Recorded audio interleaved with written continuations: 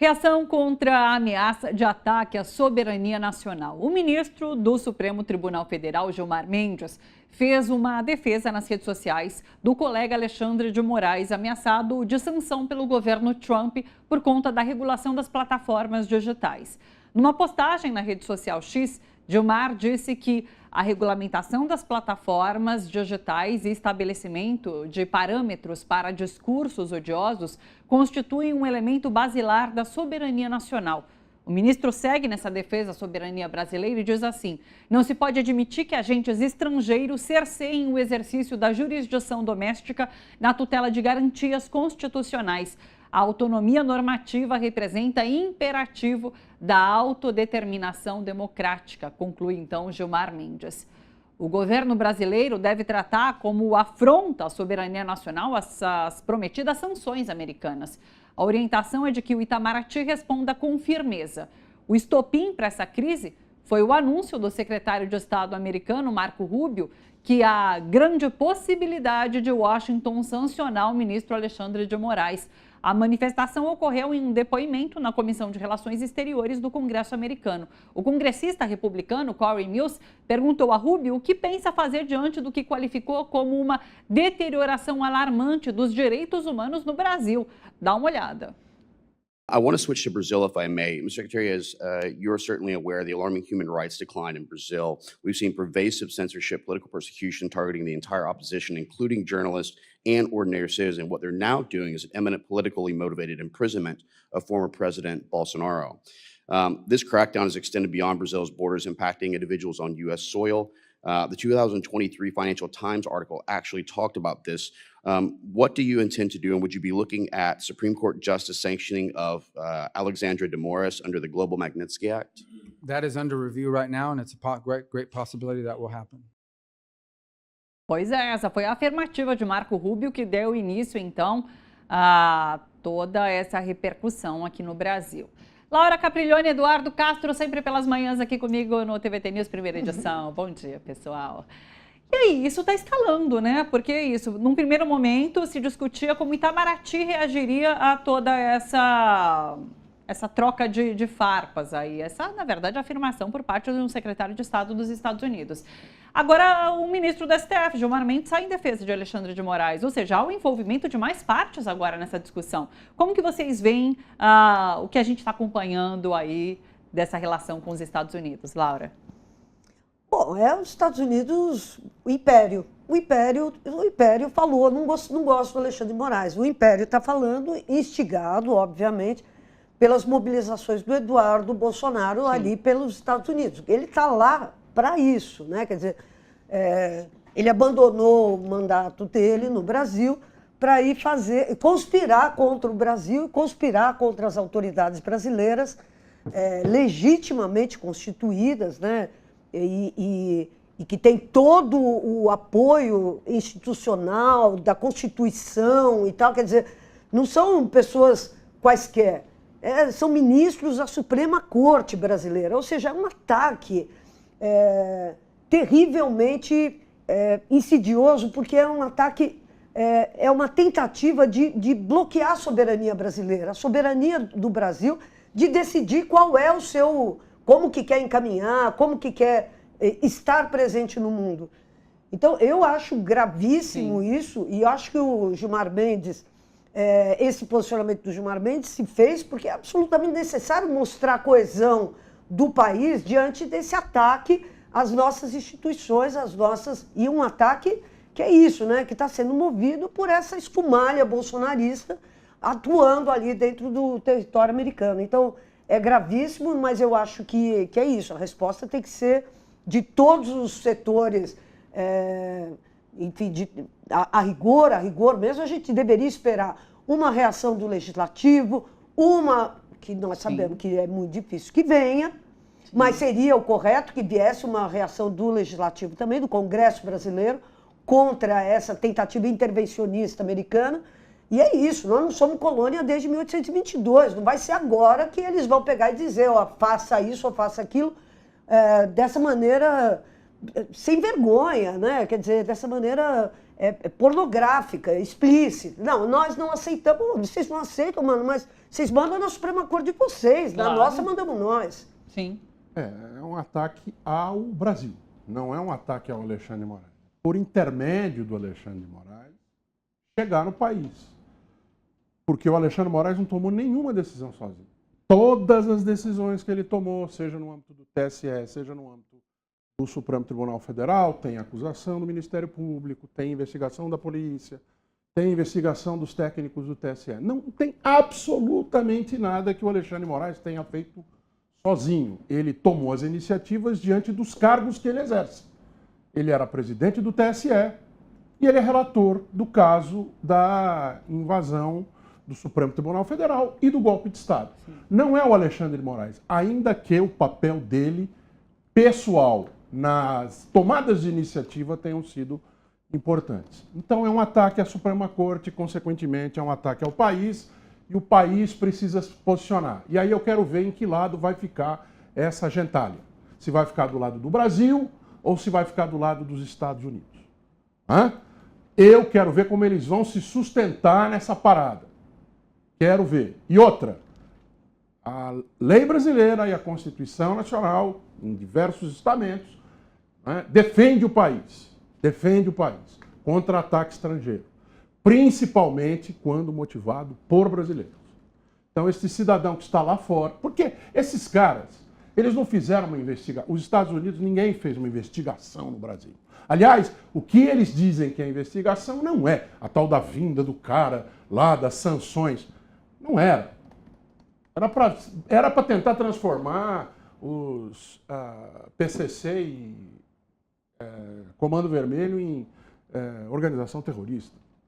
Então não existe investigação. O que existe é esta gentalha, que leva para uma outra gentalha, que é a ligada à extrema-direita nos Estados Unidos, dentro do Congresso Nacional. E ele não fez, repare, ele fez uma pergunta, como tudo que esses caras falam, mentirosa. Porque a ação que está sendo tomada do governo americano, vocês acham que é para defender Bolsonaro e a democracia brasileira? Ou é para defender os interesses de empresas americanas que serão, no entender deles, e cá entre nós, dane-se se for ou não, prejudicadas com a regulamentação das redes no Brasil? Perfeito. Com a abertura que está se dando por causa do Trump para que o Brasil faça mais negócios com a China? Então, assim, eu quero é ver, primeiro, e outra coisa, só para fechar, o Trump, e essa gente imita o Trump, tem essa de joga, está no livro, está nos livros lá que ele faz, o livro O Aprendiz que fala sobre ele. Ele faz a bravata, vide o que a gente viu agora com tarifas. Faz a bravata porque ele acha que assim ele negocia em posição de superioridade. Como se o presidente dos Estados Unidos não negociasse em posição de superioridade, mesmo que não falasse nada. Só que isso aí não é uma negociação. Isso aí não é uma negociação. É uma tentativa de intimidação com um grau de controle muito menor. Porque, ok, pode sancionar o Alexandre de Moraes. E aí vai ser um ataque ao Brasil, quem vai responder é o Brasil. E tem muita gente nos Estados Unidos... Bom, a carne nos Estados Unidos hoje, o negócio, a venda de carne bovina, está na mão de empresa brasileira. E aí eu quero ver, na hora que bater lá do lado de lá, igual foram as tarifas. Sim. Como é que a parte que manda em qualquer país, que é a parte do dinheiro, vai reagir? Aí eu quero ver. Deixa eu complementar trazendo mais informações em relação a tudo isso que a gente discute. Nas redes sociais, a bancada do Partido dos Trabalhadores também manifestou repúdio às ameaças de sanção feitas pelo secretário de Estado Marco Rubio. O deputado federal Lindbergh Farias, líder do PT na Câmara dos Deputados, pediu a prisão preventiva de Eduardo Bolsonaro. Ele protocolou uma representação criminal na Procuradoria-Geral da República na tarde de ontem. Eduardo Bolsonaro, que está nos Estados Unidos, tem retorno previsto ao Brasil em julho. julho. O argumento para o pedido de prisão preventiva é de que, desde março, o deputado licenciado promove atos e articulações com parlamentares e agentes políticos dos Estados Unidos para provocar sanções diplomáticas, financeiras e jurídicas contra o ministro Alexandre de Moraes do Supremo Tribunal Federal. Aliás, quero te chamar para participar da nossa enquete no youtube.com/redetvt sobre esse assunto. Na sua avaliação, o que faz Eduardo Bolsonaro nos Estados Unidos neste momento? Conspiração? Defesa ideológica para o partido dele ou para a extrema-direita? Ou uma pirotecnia para ganhar palco ali, para aparecer nas redes sociais? Vote na nossa enquete, tá bom? Coloque o porquê do seu voto, inclusive. Vamos conversar pelo chat, daqui a pouquinho eu trago alguns comentários. Vou aproveitar nesse momento para chamar o cientista político, historiador Carlito Neto, faz uma participação especial hoje com a gente nesta sexta-feira. Bom dia, muito obrigada, viu, Carlito? E quero te ouvir em relação a essa permanência de Eduardo Bolsonaro nos Estados Unidos e como você tem visto essa atuação do, até então, parlamentar brasileiro. Bom dia. Bom dia, Thalita. Bom dia, audiência da TVT, o Edu, a Laura. O que o Eduardo Bolsonaro está fazendo nada mais é do que um crime de lesa pátria ou lesa nação, como algumas pessoas querem trazer. Até porque ele é um deputado federal, em tese, ainda até este momento, está licenciado, mas não perdeu formalmente o seu mandato ainda, e que ele tem acesso a algumas informações em tese do Estado brasileiro que ele pode estar, nesse momento, compartilhando com a nação estrangeira. Isso pode ser até um crime mais grave do que apenas o crime de lesa pátria ou lesa nação. O Edu falou agora há pouco, Thalita, que a Constituição brasileira salvaguarda a soberania brasileira em vários espaços. Eu queria trazer aqui rapidinho o que diz o artigo 4 da nossa Constituição, que fala sobre a República Federativa Brasileira reger-se, inclusive, baseada nas relações internacionais, pelos seguintes princípios. Inciso 1º, independência nacional. Inciso 2º, prevalência dos direitos humanos, já derruba a tese do deputado trumpista lá do Partido Republicano. Inciso 3º, autodeterminação dos povos. Inciso 4º, não intervenção. E para encerrar aqui a citação dos incisos e do artigo, o inciso 5º que fala igualdade entre os estados. Sabe por que está gerando todo esse burburinho as ações aqui no Brasil, Thalita, Edu e Laura? Porque o Brasil virou referência de combate à extrema-direita e ao fascismo no mundo. E quem diz isso não sou eu. A AVAIS, que é uma organização internacional que estuda ali como é que as nações democráticas têm lidado com o avanço do neofascismo no mundo, identificou que o Brasil é a nação no mundo hoje que se tornou referência quando o tema é combate ao fascismo. Ontem eu estava vendo até um jornalista bastante famoso no Brasil citando a diferença do que aconteceu no Brasil e do que aconteceu nos Estados Unidos. No Brasil, quem tentou dar o golpe neste momento ou está preso ou está sendo julgado. Nos Estados Unidos, está todo mundo comendo Big Mac, todo mundo tomando um cafezinho, porque diferente do Estado democrático mequetrefe que existe lá nos Estados Unidos da América, aqui no Brasil, a Suprema Corte do Judiciário Brasileiro é quem determina se as decisões tomadas pelo Executivo e pelo Legislativo têm respaldo legal ou não, fazendo valer o que está lá no livro do Charles de Secondet, né, o Barão de Montesquieu, no Espírito das Leis, que diz que somente o poder regula o poder. O Trump está fazendo o que está fazendo nos Estados Unidos da América, porque além de existir algumas aberrações na relação republicana/democrática que aquele país tem, não existe uma organização constitucional que funcione. Então a gente vê esse tipo de aberração. Mas sabe o que vai acontecer no final das contas disso tudo? Thalita, Laura, nossa audiência aqui, o Edu. O Brasil vai dar de ombros, assim como deu a China. Eu posso citar um exemplo aqui, Thalita, de um país que hoje não recebe cartão de crédito de nenhuma bandeira que opera no mundo. Chama-se Rússia. E a Rússia, mesmo passando por todas as sanções, eu não estou falando nem de uma autoridade, eu estou falando de um país. E a Rússia, passando por todas essas sanções que o mundo impôs à Rússia, ela cresceu 4,1% no último ano. Então, assim, existem outras alternativas e vou ser bem honesto aqui para vocês como cientista político. Será que o Trump vai querer fazer com que aquele famoso RMB, que a gente citou aqui algumas semanas atrás, que é o meio de pagamento chinês, de transações internacionais que substitua o SWIFT, venha já para o Brasil, uma das maiores nações do mundo, a maior economia da América do Sul, está entre as 10 economias do mundo? A gente sabe que o Trump não é uma pessoa que tem uma cognição muito refinada. Mas será que ele estaria, neste momento, disposto a jogar no colo da China ainda mais uma nação tão importante, tão relevante quanto o Brasil? Eu acho que o Edu matou a charada. Ele cria a polêmica e depois a poeira baixa. Ele cria a polêmica e depois a poeira baixa. Você sabe que é muita criação de polêmica realmente. Hoje a gente tem uma enxurrada de notícia vinda dos Estados Unidos por conta de medidas de Donald Trump, né? Então faz parte dessa estratégia que a gente vem comentando aqui, dessa cartilha Steve Bannon, né? De falar esse monte de abobrinha e realmente dar início a ações no sentido de coibir, de vetar, de proibir e depois volta atrás, né? Então, pode se tratar disso. Só deixa eu complementar fato antes. Além de Alexandre de Moraes, outros integrantes do STF, do Judiciário do Brasil, podem ser sancionados pelos Estados Unidos por conta dessa discussão que está acontecendo. A informação da jornalista Malu Gaspar, no Globo. Entre os nomes cogitados estão do Procurador-Geral da República, Paulo Gonet, o presidente do STF, Luiz Roberto Barroso, e o do decano do Tribunal, Gilmar Mendes. As sanções são econômicas e deverão ser analisadas a cada 60 dias, quando poderão ser renovadas ou não, a depender da resposta do magistrado e da corte às medidas de Washington. A legislação americana permite punição a autoridades estrangeiras acusadas de corrupção ou graves violações de direitos humanos, o que não é o caso aqui no Brasil. Se houver sanção, bens e contas nos Estados Unidos poderão ser congelados e eles ficarão impedidos de entrar no país. Edu. Fico aqui pensando, McDonald's, GM, que mais? Lembra aí, né?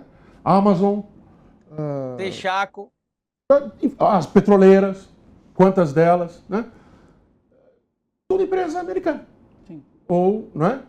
E daí eles vão usar aquela cartilha safada, não, são brasileiras, mas com matriz. Mas não vai poder mandar dinheiro para lá. Você acha que toda essa gente está preocupada em salvar Eduardo Bolsonaro?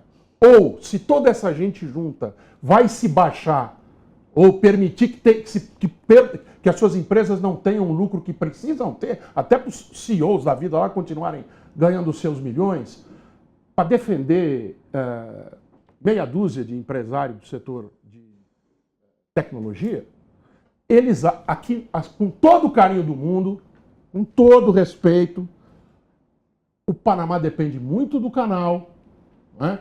E o nosso o Bukele depende muito, muito de dinheiro estrangeiro. E são países deste tamanho, sob o ponto de vista da economia e da quantidade de pessoas. Lá eles mandam.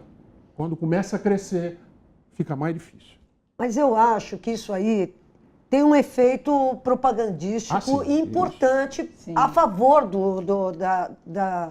desse grupelho de extrema-direita brasileiro, entendeu? Quer dizer, então, hoje, é só ver as imagens que a gente está passando aqui enquanto estamos falando sobre esse assunto.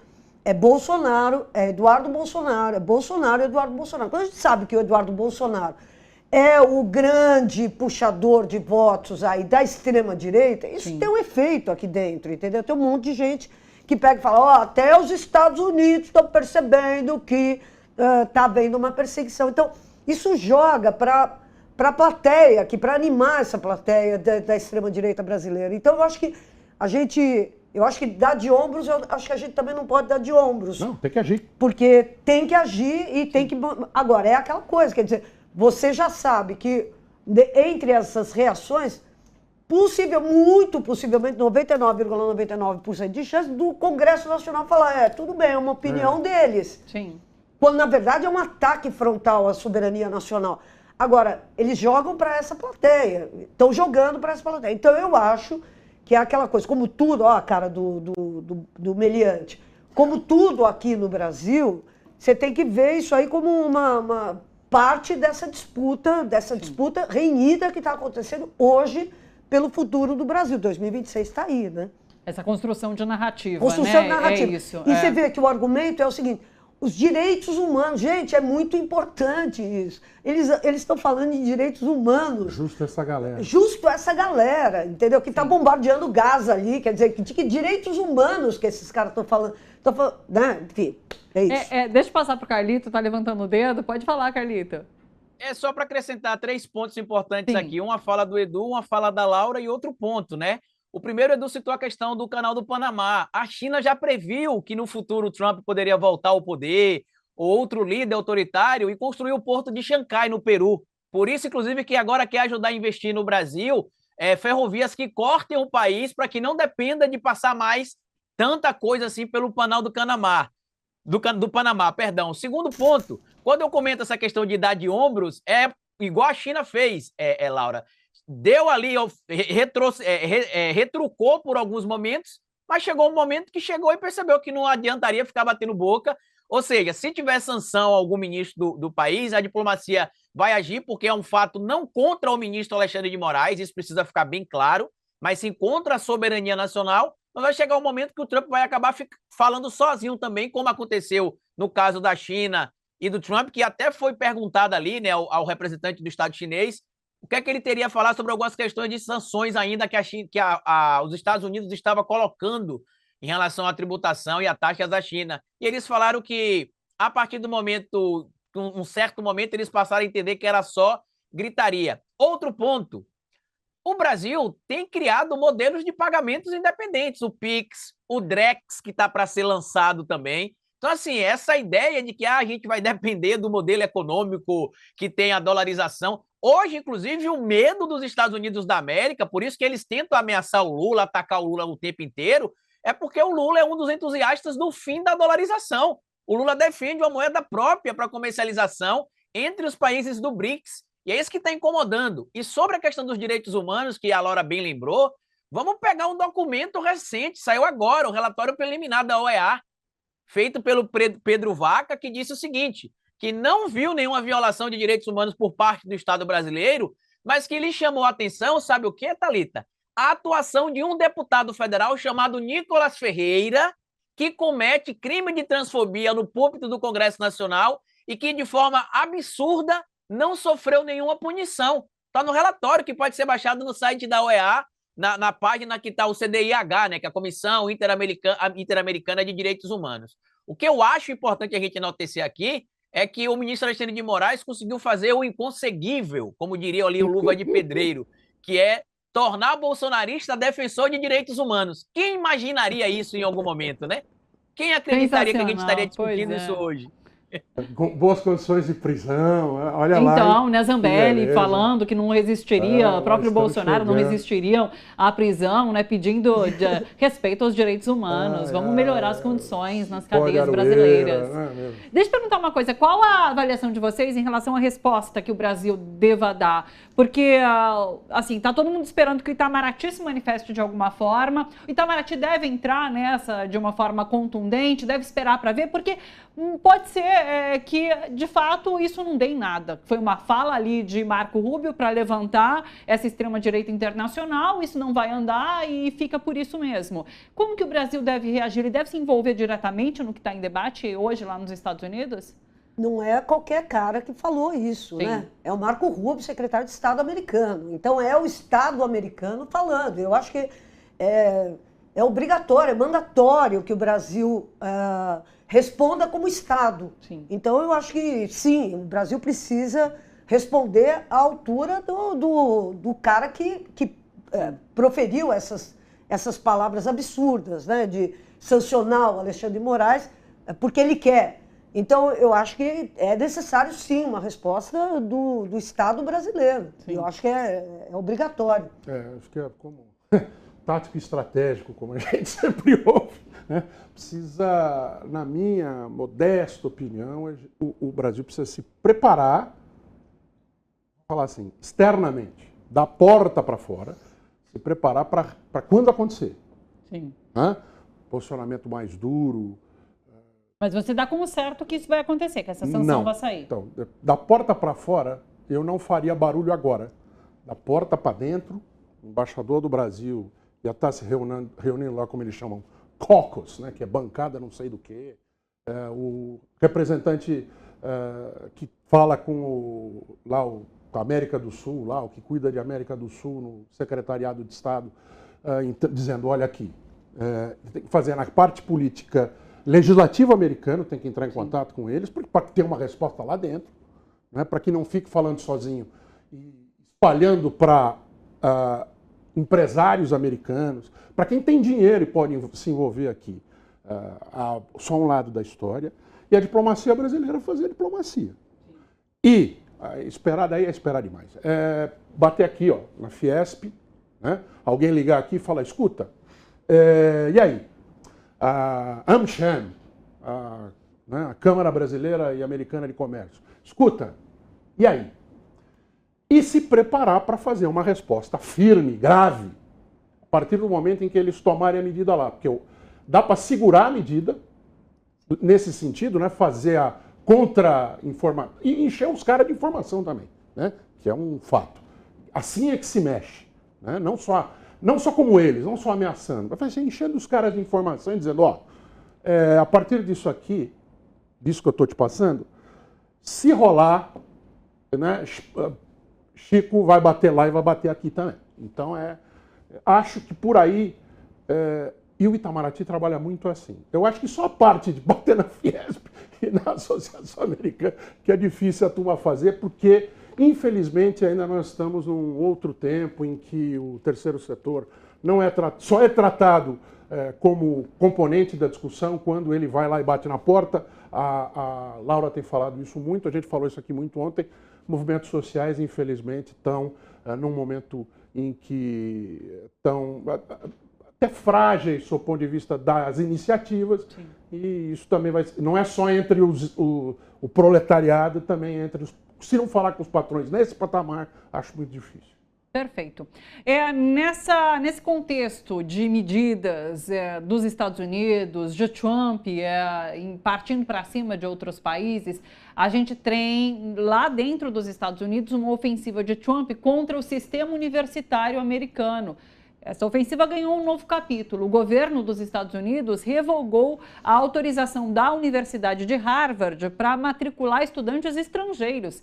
Essa decisão foi anunciada pela secretária de Segurança Interna, Kristi Noem, na rede social X. Segundo Noem, Harvard teve sua certificação no programa de estudantes e visitantes de intercâmbio cancelada por falhas no cumprimento da lei. Ela ainda acrescentou que isso sirva de aviso a todas as universidades e instituições acadêmicas do país. A medida afeta diretamente cerca de 6.800 estudantes internacionais, a maioria deles matriculados em programas de pós-graduação. De acordo com o governo, esses alunos deverão ser transferidos para outras instituições, caso contrário, perderão o direito de permanecer legalmente nos Estados Unidos. A instituição entrou com uma ação na justiça nesta sexta, alegando que essa revogação representa uma violação flagrante da primeira emenda da Constituição dos Estados Unidos. Carlito, como você avalia mais esse passo de Donald Trump? Então, a gente já citou aqui hoje a cartilha do Steve Bannon, né? Ele está fazendo valer. Por quê? Ele precisa ser protagonista do noticiário global de alguma maneira neste momento, Thalita. Ele não é protagonista na economia, porque negativamente os índices que estão surgindo nos Estados Unidos atrapalham ele. Pela primeira vez em mais de 100 anos, os Estados Unidos da América teve sua nota rebaixada em relação a investimentos por algumas agências internacionais. Teve recessão nos 3 primeiros meses dele em relação ao crescimento econômico. A China lidera neste momento o mercado de semicondutores, lidera neste momento também o mercado de carros elétricos, muito em breve estará liderando também o mercado de energia renovável. Então, assim, ele precisa estar no noticiário de todo jeito. E como o próprio Steve Bannon falou, não importa o absurdo, quanto pior, melhor, traduzindo de uma forma bem clara para a gente aqui. A minha esposa tem uma tese bem interessante, que eu não acredito muito, mas eu acho interessante a tese que ela trouxe. Ela disse que acha que o Trump voltou realmente agora, meio que ressentido, e para fazer assim, vocês não me reelegeram, elegeram o Biden, pois agora eu vou voltar, fazer tudo que eu quiser mesmo, ganhar dinheiro e dane-se vocês aí, eu não tô mais nem aí. E apesar de parecer absurdo, não seria estranho ter um fundo de verdade, porque a gente está falando do Trump. Eu não sei se o Edu e se a Laura acompanharam recentemente, mas tem uma deputada lá, eu esqueci o nome dela agora, é uma loira, é a Carla Zambelli do Trump. E que se descobriu descobriu recentemente que ela faturou muito dinheiro em relação a informações sobre o mercado econômico que aparentemente ela descobria antes quais seriam os movimentos do Trump e conseguia estranhamente investir aonde só ela, em tese, saberia que deveria investir, e os aliados do Trump. Então, o que eu acredito é que meio que ele lavou as mãos. Nesse momento, ele está com uma perseguição, inclusive, contra líderes das Forças Armadas, que impediram, porque muita gente esquece disso, Thalita, mas em novembro de 2020, o Trump tentou utilizar as Forças Armadas americanas para dar um golpe de Estado, e foi barrado. O chefe, naquele momento das Forças Armadas, falou: as Forças Armadas dos Estados Unidos da América jamais se levantarão contra o seu povo, e nós estaremos sempre protegendo a Constituição do nosso país. O que é que ele fez quando voltou ao poder? Tirou o chefe do comando, tirou agora a segurança que ele tem, e o senhor Marco Rubio, junto com outros indivíduos aí, estão trabalhando para, pela primeira vez na história, Edu, ter uma despromoção, ou seja, despatentear um indivíduo que já tinha uma patente elevada nas Forças Armadas dos Estados Unidos da América. O que me deixa confortável, Thalita, é saber que a vida, felizmente ou infelizmente, é finita, e que a gente não vai falar do Trump por muito mais tempo no nosso noticiário, assim eu espero, né? Porque ele não é eterno e também não será reeleito, né? Já que ele chegou no limite ali da sua reeleição. Pelo menos mais 3 anos, é isso, né? Infelizmente. Mas deixa eu falar uma coisa. Diga. Eu acho muito impressionante esse movimento contra Harvard. Porque Harvard é, de fato, um centro de excelência intelectual, é importantíssima para a ciência mundial. Sim. Essa intervenção em Harvard, que é para humilhar Harvard mesmo, e exatamente por causa disso que o Carlito falou, porque os intelectuais nunca gostaram do Trump mesmo. Então, mas é muito grave e é uma loucura você pensar nisso, porque os Estados Unidos fizeram todo o seu programa nuclear, todo o seu programa espacial, todos os grandes avanços científicos com cientistas do mundo inteiro.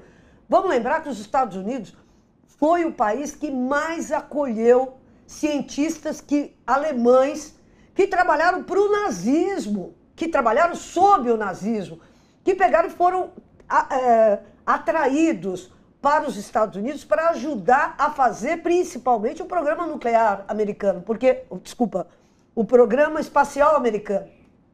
Porque o mesmo míssil que joga bomba é o míssil que joga um satélite no espaço. É a mesma lógica, é a mesma coisa. Então, e os Estados Unidos não tinham essa tecnologia e os alemães tinham. Então, grandes cientistas alemães foram atraídos para os Estados Unidos exatamente por causa disso. Quer dizer, quando ele fecha essa possibilidade de colaboração dos Estados Unidos com a ciência mundial, quando ele bloqueia isso, né, porque é isso que significa, ele está cortando uma parte importantíssima da possibilidade dos Estados Unidos darem a volta. Quer dizer, a gente está vendo hoje os chineses avançando espetacularmente em áreas que antes eram dominadas, assim, eram monopolizadas pela ciência americana. Os chineses estão avançando e os Estados Unidos, em vez de pegar e avançar e tentar cooptar estudantes do mundo inteiro, os melhores, como eles fizeram antes, não estou falando nada de diferente, como eles fizeram antes, em vez de tentar cooptar esses melhores, você vê que os cortes são na pós-graduação, que são exatamente os lugares onde vão os caras, os mais brilhantes, para fazer doutorado em Harvard, para fazer... Bom, ele corta isso e ele fecha as portas para os Estados, da possibilidade dos Estados Unidos se relançarem como um grande polo produtor de ciência e tecnologia no mundo, que é, afinal de contas, o que a gente sabe que vai desestabilizar a balança para o lado chinês. É isso que está acontecendo hoje. E o Trump só agrava ainda mais esse descompasso que está havendo entre o progresso na China e o desprogresso americano, né? É uma tragédia mesmo. E tem um componente aqui, que é o tal do projeto 2025 lá da extrema-direita, de eliminar o pensamento, né? Eliminar a cultura, eliminar o conhecimento. Porque a gente sabe que quanto menos conhecimento se produz, né, mais se volta para... a ignorância é um lenitivo, como dizem lá. tranquiliza as pessoas para continuar com o mundo do jeito em que ele está. Né? A isso se dá o nome de conservadorismo. Então se tem o que eles chamam de guerra cultural, né? Exato. Né? E eles falam que tem muito comunista dentro de Harvard. É Exato. engraçado, quanto mais o sujeito estuda, se aprofunda em assuntos e se informa, eles chamam de comunista. E outro detalhe, primeiro eles tiraram o que eles chamam de grants, né, que eram o dinheiro guardado da universidade para se manter com dinheiro público. Porque a gente também, pelo menos isso foi interessante, né? Todo mundo fica sabendo hoje que tem dinheiro público a rodo nas universidades americanas, na televisão dos Estados, na televisão americana, tem dinheiro público para todo lado. E a gente tem a informação do lado de cá, por isso que a gente tem que ser cada vez mais informado, que lá é só o Deus mercado que faz as coisas, pelo menos para isso serviu para o mundo inteiro ver. Sim. E depois disso, agora está tirando uma outra fonte de recurso importante para as empresas, para a universidade, porque estrangeiro paga mais. Estrangeiro paga mais para ser estudante, e principalmente nessas da Ivy League. Só que tem uma coisa, para fechar, muito chinês, né? Muitos desses estrangeiros são chineses, e esses caras vão acabar voltando para casa. E você acha que na China vai acontecer o que com eles?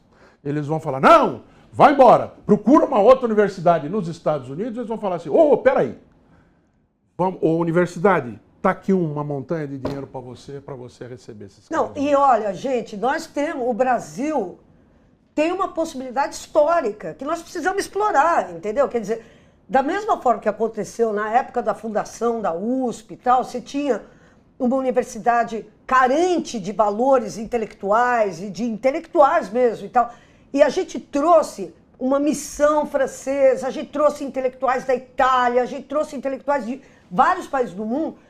É a hora agora das universidades brasileiras estarem atraindo esses caras para os nossos programas de pós-graduação. Claro. Por quê? Porque é isso, quer dizer, os Estados Unidos fecham a porta, vamos atrair Joga esses no caras. Colo dos outros, né? A gente falou sobre isso na economia e na E é o que está mesmo. acontecendo hoje. A China tem que aproveitar, Isso. A Europa já está chamando os caras para irem para lá.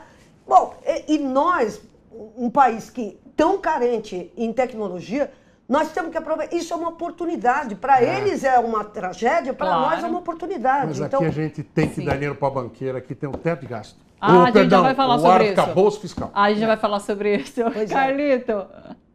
Só acrescentar 2 pontos, né? Que o Edu falou sobre a questão da China, né? E dos pós-graduandos chineses.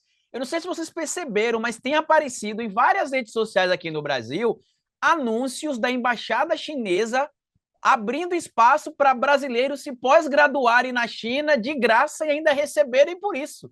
Né? Então, assim, isso é o famoso soft power. E quando a gente vê toda essa mobilização, Thalita, a gente consegue entender por que a extrema-direita tem tanto ódio do Paulo Freire. Porque uma das coisas que ele prega é a chamada pedagogia da libertação, que o indivíduo consegue se libertar dessas amarras através do saber, através do conhecimento. Então, por isso que a gente não pode... Uma das matizes que constrói um fascismo é justamente o anti-intelectualismo. O livro Como Funciona o Fascismo, em um dos capítulos, inclusive, trata justamente por que se tem tanto ódio ao academicismo e ao conhecimento, porque uma população mais crítica, uma população mais escolástica, isso deixa ali os líderes fascistas preocupados, porque a pessoa não fica quieta, não se acomoda, parte para a cobrança e exigir o que é o seu direito. Então é isso que o Trump quer nesse momento. Mas quem se prejudica com tudo isso é o próprio país dele. Né? A gente tem, por exemplo, aqui a Universidade Federal de Sergipe, apesar de Sergipe ser o menor estado da federação, pesquisadores importantes no tratamento ali da cura da AIDS, saindo de projetos daqui e indo trabalhar lá em Harvard, por exemplo, em outras universidades dos Estados Unidos da América. Então, já que os estadunidenses neste momento estão passando por essa situação, concordo com a Laura. A gente precisaria agora abrir espaço, assim como a Europa está fazendo, para abraçar essas mentes e para que a gente pare de perder mentes, inclusive, para fora. Olha, a gente falou sobre guerra cultural, a gente falou sobre esse imperialismo estadunidense e os tentáculos para fora do país. Eu quero trazer agora uma discussão sobre internamente como os Estados Unidos estão. O Carlito falou, né? Quem sai prejudicado com tudo isso também são os americanos, né? A Câmara dos Estados Unidos aprovou por apenas um voto, 215 a 214, o pacote orçamentário de Trump, que inclui cortes fiscais e reduções no Medicaid, aquele programa de saúde para a população de baixa renda. A votação apertada revela essa divisão entre os republicanos. Alguns congressistas que apoiam o governo também estão preocupados com o aumento da dívida interna e restrições nesse acesso à saúde. Entre as mudanças para acesso ao Medicaid, será necessária a comprovação de vínculo empregatício. Os especialistas estão alertando que milhões podem ficar desassistidos. O texto ainda precisa passar pelo Senado, onde também deve enfrentar certa resistência. Pelas redes sociais, Trump comemorou essa aprovação, afirmando que o projeto de lei é o projeto de lei mais significativo da história do país. É isso, ele está criando aí um caldo interno no país contrário às medidas que ele tem adotado, não, Carlito? Exatamente, Thalita. É a teoria, né? Inclusive está na agenda, como bem o Edu lembrou, acho que é a Agenda 2025, se não me falhar a memória, esse é o nome, né? 2025 projeto da Heritage Foundation, né? Exatamente, o projeto 2025. Ainda tem coisas piores que virão, tá, no projeto, coisas que a gente imaginava que só existiriam em filmes de conspiração e ficção, por exemplo. O que eu acho interessante é que a gente já citou aqui algumas semanas atrás o Príncipe do Maquiavel, que apesar de ser uma obra que tem mais de 500 anos, continua atual. E o Trump já está na limiar ali, Thalita, entre ser amado e odiado, né? Ele já não está mais aquele discurso de que, como a gente brinca aqui no Brasil, né? Deixa o homem trabalhar, tem só 5 meses de governo. Não está colando. Eu sigo vários perfis estrangeiros em redes sociais, inclusive de brasileiros que apoiaram o Trump, aqueles que já não voltaram para o Brasil porque foram voluntariamente deportados e tiveram de voltar, estão começando a sentir o peso das coisas lá em relação à economia, o tal poder de compra, que sempre foi uma coisa que os americanos se vangloriavam desde o século XX, né? Na década de 20, por exemplo, os Estados Unidos se vangloriava, Thalita, Edu e Laura, porque a população poderia ter relógio de pulso, poderia comer feijão e ter o seu próprio automóvel. Isso, naquela época, era um ganho realmente absurdo em comparação a outros países do mundo, em especial depois do pós-Primeira Guerra. Só que ele vai ter de afinar um pouco o discurso, por quê? Porque quando começa a interferir nos negócios de quem mantém o Trump, as coisas precisam ser ajustadas. A saída, por exemplo, do Elon Musk do governo Trump não é um desejo do Trump, não é um desejo do Musk, é uma cobrança de gente que está perdendo dinheiro e está falando, meu amigo, ó, dá uma parada aí, porque já começou a pesar muito no nosso bolso as suas gritarias aí. A gente entende que você é um cara ideológico, a gente compreende o que você está fazendo, mas calma, dá uma segurada aí, porque está ficando difícil para a gente. Então, o Musk saiu, tá para sair, né? Várias figuras já se manifestaram contrariamente a algumas atitudes do Donald Trump. E lembrem, o Trump nunca gostou da ideia do Obamacare ou de qualquer outro plano de saúde, em tese, minimamente público que se possa existir nos Estados Unidos da América. E lá isso é uma pauta polêmica. Vide o recente caso do Luigi Mangione, que apesar de ter matado uma pessoa, é visto hoje como, por parte da população dos Estados Unidos da América, como o justiceiro que fez valer a vontade do povo, que é vítima desse sistema de saúde predatório, que lucra muito em cima de quem precisa, mas que na hora que a população precisa ser atendida, não tem o serviço atendido. Então, olha onde o Trump está se metendo, em uma outra pauta que seria um formigueiro para ele também. Laura, Edu? Não. Pois não, Laura, não, por favor, que eu achei que você não ia falar, por favor. Desculpa. A situação da saúde pública dos Estados Unidos é desesperadora, né? Vamos falar que já é ruim, eles não têm acesso a um SUS, não existe SUS nos Estados Unidos, isso é super importante falar, porque a gente gosta tanto de falar bem dos Estados Unidos e falar mal do Brasil, falar que o Brasil é uma...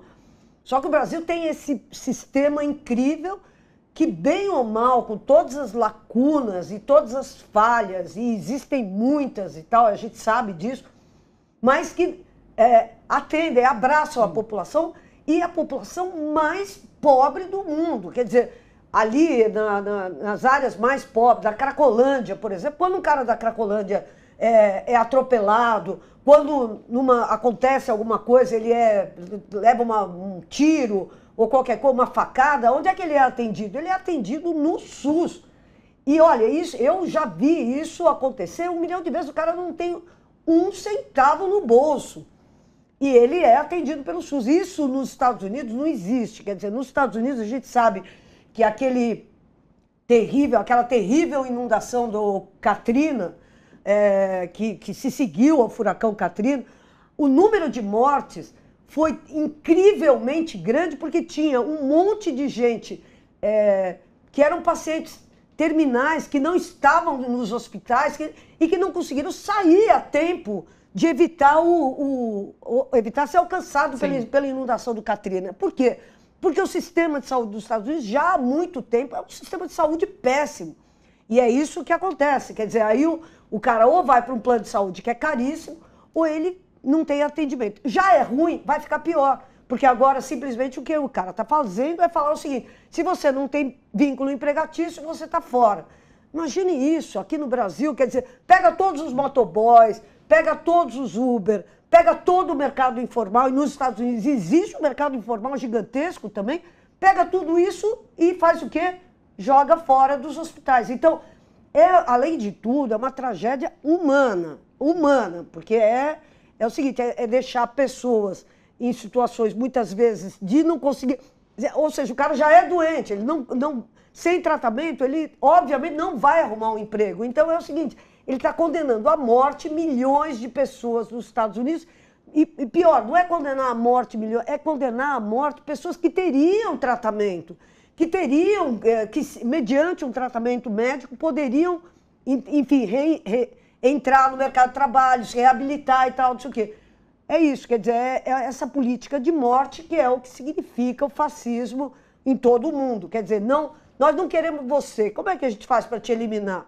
A gente, por via das dúvidas, enquanto não temos as câmeras de gás, né, deixa o cara morrer sem tratamento, que a gente se livra dele. É uma política de extermínio.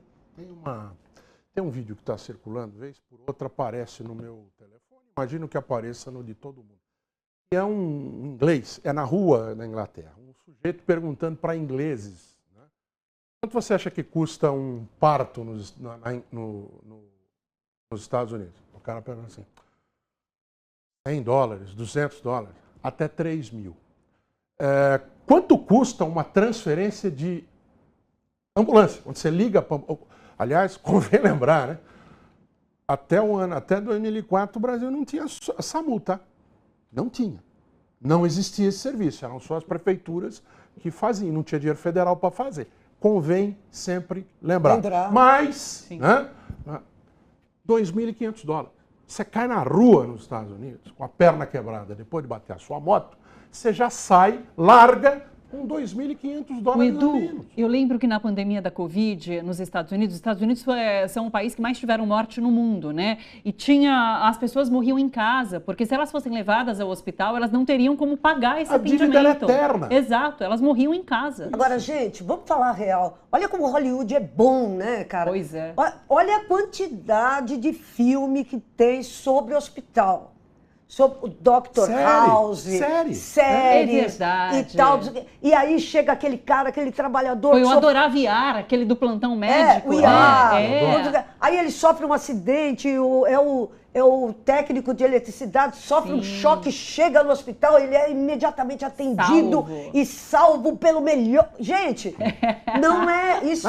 Fake news. Na hora que a conta chega, isso não mostra. Não, isso é mentira, isso não existe. Isso Hollywood não existe, mas Hollywood martela e as pessoas acreditam. Não, Estados Unidos, sim. Mas você precisa ter dinheiro, mano. Exato. Se você não tiver, se você tiver dinheiro, ok. Se você não tiver dinheiro, você vai morrer na rua, vai morrer em casa. Ponto final. Aparece, vai até a hora que o cara tem alta. Depois, quando ele chega em casa e recebe a conta, isso não tá. Eu gosto de pronto-socorro, histórias de emergência, que é a minha mulher também. E é o meu querido amigo Dedé Gomes, que faz a voz, a leitura, que é maravilhoso, a voz fantástica, fica ainda mais bonita. Seguinte, vou fechar o capítulo Estados Unidos